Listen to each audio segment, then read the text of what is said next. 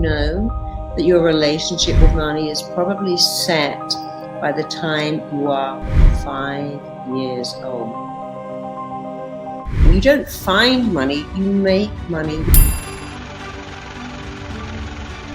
Question your health beliefs, question your wealth beliefs, question your success beliefs. You make your belief, and then your beliefs make you. Abundance means a lot of everything all the time. For many people, that's a problem because from a very early age, we're taught you can't have it all. Even at Christmas, we're taught, well, if you have this, you can't have that. And if we buy this, we can't have that. So to live abundantly means you can have a lot of everything all the time. And we've all heard that expression, something's got to give. No one can have it all. This is too good to be true. And then we have these beliefs, and everything starts with a belief. Everything in your life begins with a thought, a belief. It all stems from a thought. So if you have these blocking thoughts, spiritual people shouldn't have money. If you're a good person and you pursue money, that means you're a bad person. If I'm in the giving profession, if I'm caring, spiritual, if I care about people, I shouldn't be pursuing money because that means I'm not caring. The first thing you must change is your mindset. And how you change a mindset is you find a belief and you question it. Who told me that belief? What did they know anyway? Who were they? My granddad said, if you get a job, you're set for life. But that's not true anymore. You're not set for life working for someone else. We live in an exciting world where you can have a startup. You can have your own career. If I was a therapist in a clinic working for someone else, I would never have had the success I have now. So look at your mindset, question it. Where did I get that belief from? Who told me that? Why am I still believing that? Do I in a hotel take bits of shampoo home with me? Do I take food home from a restaurant? There's nothing wrong with that if you bought something wonderful, but if you're always doing that, you're mentally living in scarcity. Now let's go on to money beliefs. Do you know that your relationship with money is probably set by the time you are 5 years old? Isn't that extraordinary? So do it with now. Think about what your parents said about money, and it's not hard because they say the same stuff. Money doesn't grow on trees. We can't find the money. I don't know where the money is coming from, and that's a massive mistake. So when your children say, Mom, I want a doll or a toy or a game, and you go, I don't know how to find the money, we haven't got the money. You have to instead say to them, okay, you're going to have to earn that money. I want you to think of what you can do. Because if you get very small children to get a star chart, to empty the dishwasher, clean it, it doesn't really matter what they do. And they may do a very bad thing. Or I'll just give them the money and do it myself. You need to train them at an early age. You can get the money. You don't find money, you make money. We all have a gift. Every person on the planet has a gift. And when you can monetize your gift, then you've made it. But it blocks you from monetizing your gift when you hear words like, I can't find the money. I don't know where the money's coming from. We can't get the money. There isn't enough money to go around. Money slips through my fingers. And money is nothing more than energy. That is all it is. So let's do a little game now very quickly. I want you to say to me as if I'm in the room with you, your money beliefs. Money doesn't grow on trees. I can't find the money. I don't know where the money is coming from. There's not enough money to go around. Money just slips through my fingers. I can't hold on to the money.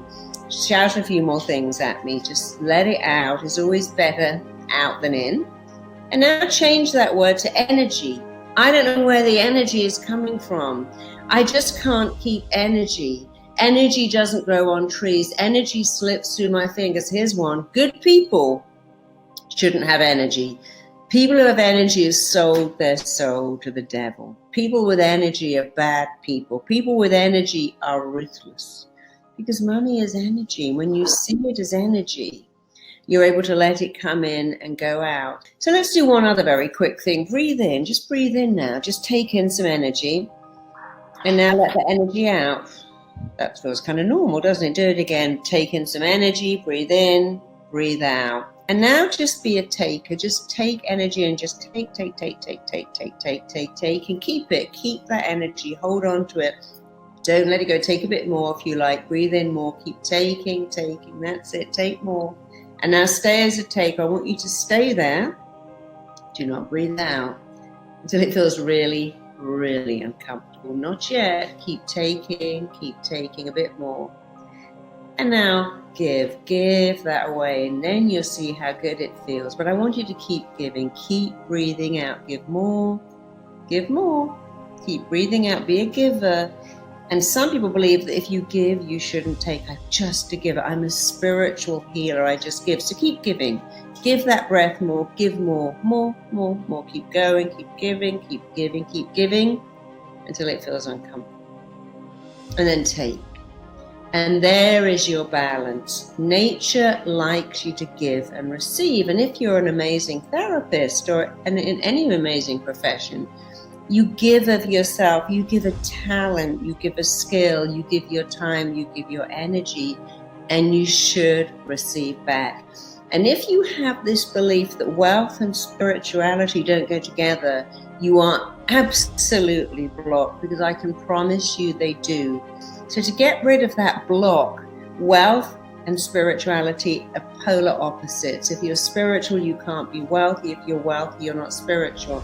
I want you to take a minute now and just think of all the people that could benefit from you being wealthy. Wealthy is a state, but I am talking about money now. Think of who would benefit from you having money. So question your wealth beliefs right now. And now let's move on from wealth to love, because I see so many people who lack love, so many coaches, so many people who lack love because of a belief. I'm not lovable. That's a belief. My dad left when I was 2. My mum preferred my brother. My sister got all the attention. I am not lovable. Let's look at your relationship beliefs. What do you believe about love? Do you believe that you're not worthy of love, that other people get love, that someone you know who's not even as attractive or as nice as you has got love and you haven't, that your friends have more loving relationships? And it isn't just about love. Do you believe people at work get promoted and you don't? I remember one of my clients years ago saying, every time I go out, I look at her and I go, look at her. She's got a husband, I haven't. What's so special about her? And many of my clients who are infertile tell me the same story. When I go to the store, I cannot walk down the aisle with the Pampers. I see a woman with 3 kids and I go, look at her. She's got 3. I haven't even got 1. It's not fair. And it isn't fair. And it isn't right. But if you get into that mindset, you keep that going. And here's what you have to do instead. You have to say, she has 3 children. I'm going to walk straight and I'm going to look at the Pampers, look at the jars of baby food, look at the loads and decide what my baby is going to have. I'm expecting a baby. You see, you expect your tax bill. You expect winter to come in the middle of summer. You know it's coming. You expect summer to come. In winter, you know it's coming. So if you get into that state of expectation, you can overrule infertility. You can overrule wealth blocks. So again, wealth, love, you have to expect it.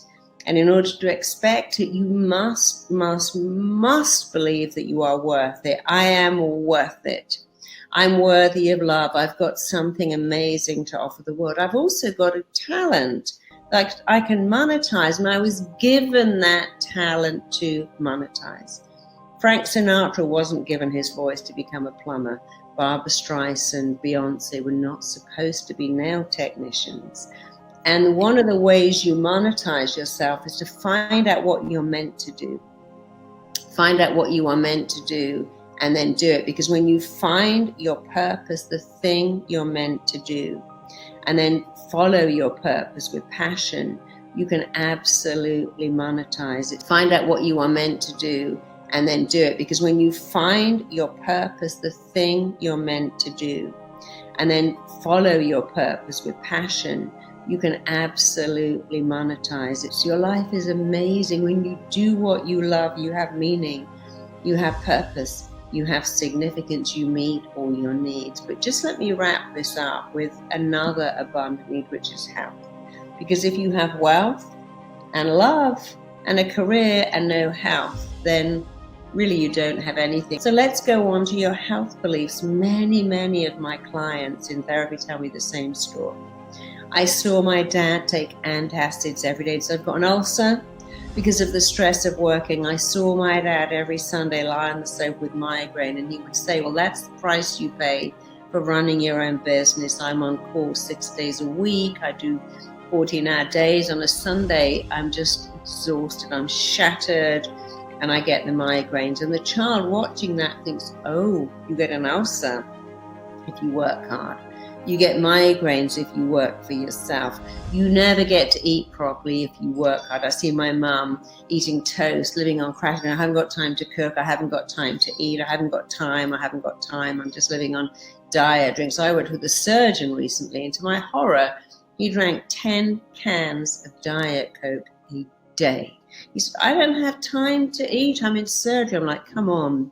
You can take nuts with you. You can have juices delivered. You've got to put your health first. This is ridiculous. As a surgeon, you need to sign up and get fresh juices delivered every day. You need to take nuts in your bag. And when you've got a break from the surgery, I know often you don't get a break, you're in A&E, you need to drink a juice and eat some nuts, or have some fruit, or have someone send food in that you can store in the fridge. Oh, other people eat it. I'm like, well, then get more. But that's ridiculous. And many doctors tell me they have a little, it's called a mess, and they have in it white bread and Nutella and jam. And it's like, well, that's insane. Get together and have even bananas and pears and something else delivered. That's just mad that you're putting your health last. So you must put your health first and look at your beliefs about health, because there's something has to give is often your health. There's a great saying which I love that says, man wastes his health pursuing wealth, sacrifices his health to find wealth, and then spends all his wealth trying to get back his health. And you have got to put yourself first. You've got to eat right. You've got to sleep right. You must take time. You are an investment. So if you want an abundant wealth, abundant love, an abundant mindset, and abundant health, take a look at what you're going to do. Anything you want that's significant will require you making some changes. I make changes. I have the right food delivered. I travel with my own snacks, usually just nuts or seeds. That's perfect for me. I take time for me. I don't allow my schedule to get so crazy that I don't have enough sleep. I'm not averse at dinner to say, I'm sorry, it's 10 o'clock, I need to go home, I need rest. I put myself first. So I could talk to you all day about this, but I'm going to wrap this up now. Question your health beliefs. Question your wealth beliefs. Question your success beliefs. You can't be successful if you haven't gone to private school. That's rubbish now. There are people in India who haven't been educated, who have found careers on the internet. So many people who came from nothing. Look at Oprah Winfrey, Anthony Robbins. They didn't go to university. They came from single parent families. They actually came from almost poverty. And yet look at where they are today. So question all your beliefs. You are what you believe. Here's the truth. You make your belief, and then your beliefs make you. So why don't you make your beliefs amazing? Every belief you have is the blueprint you are working towards making real. Every thought you think, every word you say is the blueprint that your mind and body work to make real. So let me leave this talk with some new blueprints for you. I live in abundance. I have it all. I have a wealthy state of mind. Everything I want is available to me. I have abundant health, abundant love, abundant wealth. I have an abundant mindset. If you keep saying that to yourself over and over again every day, my mindset is abundant, my life is abundant, my loving relationships are abundant, and my career is abundant. If you keep saying it, you'll make it happen. It is a rule of the mind, a law of the mind. What you focus on, you get more of. You know, if you want to have abundance in your life, then I can't recommend enough becoming a therapist. You work your own hours. You choose your own fees. You do get time for you, lots of time to do yoga, breathwork, stretching, lying on the sofa, reading, juicing, doing your NutriBullet. You don't have to do 12-hour days. You can work from home. There's no commute. I got a wonderful, wonderful testimony from someone who said, I became a therapist because I wanted to help people. Both my kids are in private school because I didn't realize the income stream I would get from helping people. And if you're helping people lose half their body weight, overcome infertility, stop gambling, drinking, smoking, if you're helping people find love, that is a great investment. And they never say, wow, it's expensive. In fact, if you ask me one thing that my clients say to me on a regular basis, it's always this thing. This is the best money I've ever spent in my entire life.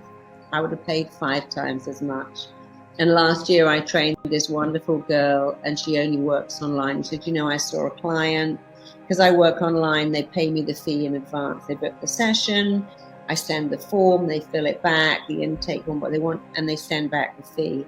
And I noticed he paid the fee twice, and I wrote to him, he said, I would have paid it 5 times. What you gave to me was so priceless, I wanted to pay you again. And many of our grads, I get flowers, I get gifts, I get hampers. One of our girls, who amazingly was a cleaner, and said, I listened to you when I was cleaning, I listened to your talks. I thought, I want to do this. People tell me their problems every day while I'm cleaning their houses. I could do this. And so she did our course, and her first client, who she cleaned her house for, sent her on an all-expenses trip to Florida, a whole family. And she said, you changed my life. And now I laugh with her and say, finally, you're cleaning up people's minds, you're cleaning up people's lives instead of cleaning up people's houses. Because you don't need to be a university educated person with a degree to train with us. You need people skills. That's really all you need. We will teach you the rest.